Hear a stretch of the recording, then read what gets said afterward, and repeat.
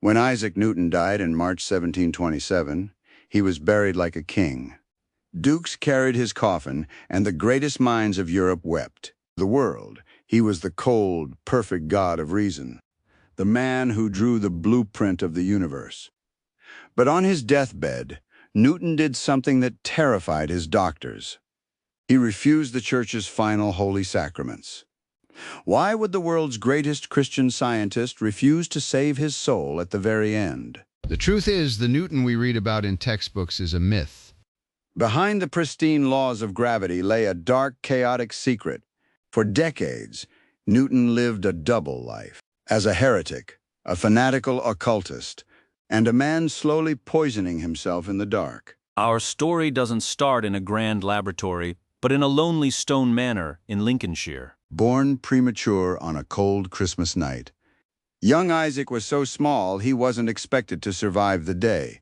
He was an isolated, quiet boy who hated his stepfather and spent his days building sundials and water clocks. In 1665, when the Great Plague shut down Cambridge University, 22-year-old Newton fled back to his family farm. It was here, in total isolation, that the magic happened. Yes, there was an apple tree. But he didn't just watch an apple fall. He unlocked the laws of motion, broke white light into a rainbow, and invented a whole new branch of mathematics, calculus. He did all of this before he turned 24. But to Newton, science was never the ultimate goal. He lived in a world where science, religion, and magic were still tangled together. Newton believed that God had hidden the secrets of the universe in two places, the laws of nature and the ancient texts of the Bible. To him, studying gravity and decoding scripture were the exact same task. But doing so in 17th century England was incredibly dangerous. If anyone found out what Newton actually believed, he would have lost his job, his reputation, and likely his freedom. You see, by studying ancient Hebrew texts, Newton became convinced that the Holy Trinity, the very foundation of the Church of England, was a massive historical lie. He was an Arian, a denier of Christ's divinity. At Cambridge, every professor was legally required to be ordained as an Anglican priest. Newton refused. He had to beg King Charles II for a special secret exemption just to keep his job. He had to hide his true soul from everyone, even his closest friends.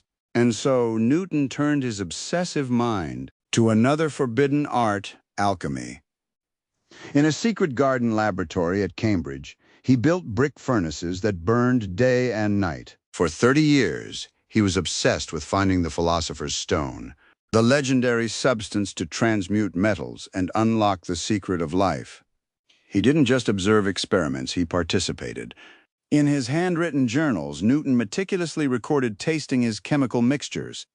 He described the taste of raw mercury as, quote, strong, sourish, and ungrateful. By 1693, the secrets, the isolation, and the heavy metals caught up with him.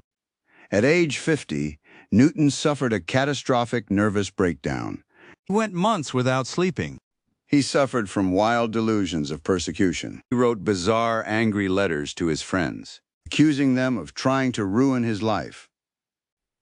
Many assumed Newton had simply gone mad from overwork. But centuries later, scientists tested preserved locks of Newton's hair.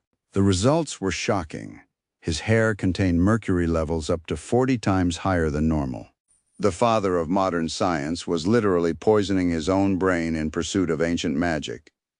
Somehow, Newton survived the madness. He left Cambridge, moved to London, and took a job running the Royal Mint. The quiet scholar became a ruthless government official, hunting down coin counterfeiters and sending them to the gallows.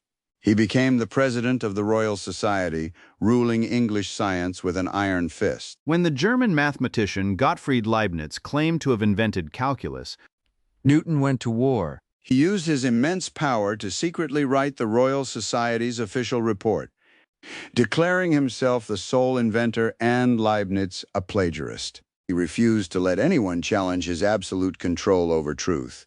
By the time he was 84, Newton's body was failing.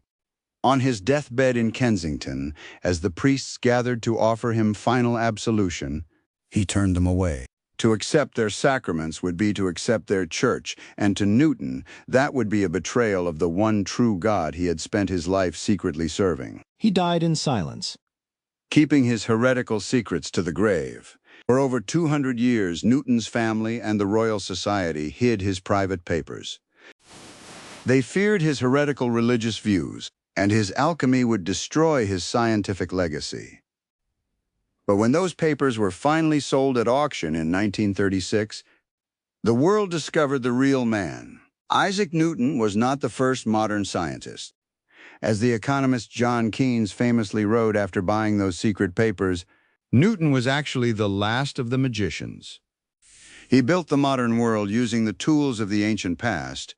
If Newton had been forced to choose between his laws of physics and his secret search for God's hidden codes, which one do you think he would have abandoned?